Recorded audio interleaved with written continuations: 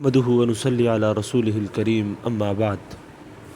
حضرت ابن عمر رضی اللہ تعالیٰ عنہما سے روایت ہے کہ آپ صلی اللہ علیہ وسلم نے فرمایا کہ بے شک اللہ تعالیٰ اور اس کے فرشتے سحری کھانے والوں پر رحمت نازل فرماتے ہیں۔ اس مختصر سی حدیث میں حضور صلی اللہ علیہ وسلم نے سحری کھانے والوں کی فضیلت بیان فرمائی ہے، اور یہ فرمایا کہ اللہ اور اس کے فرشتے سحری کھانے والوں پر رحمت نازل فرماتے ہیں۔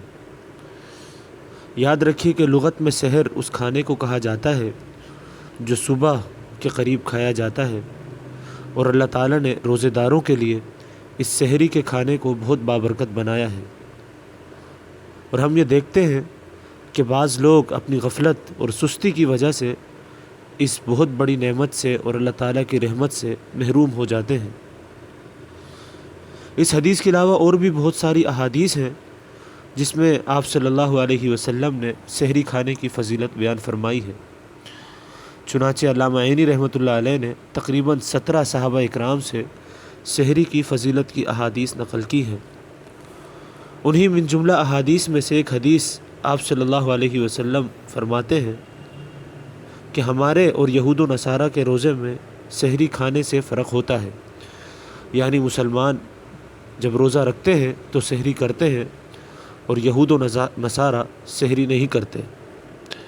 ایک اور حدیث میں حضرت عبداللہ ابن حارث رضی اللہ تعالیٰ عنہ ایک صحابی سے نقل فرماتے ہیں کہ میں حضور صلی اللہ علیہ وسلم کی خدمت میں حاضر ہوا، اور ایسے وقت میں حاضر ہوا کہ جب آپ صلی اللہ علیہ وسلم سحری تناول فرما رہے تھے، تو حضور صلی اللہ علیہ وسلم نے فرمایا کہ یہ ایک برکت کی چیز ہے جو اللہ نے تمہیں عطا فرمائی ہے، اس کو مت چھوڑنا۔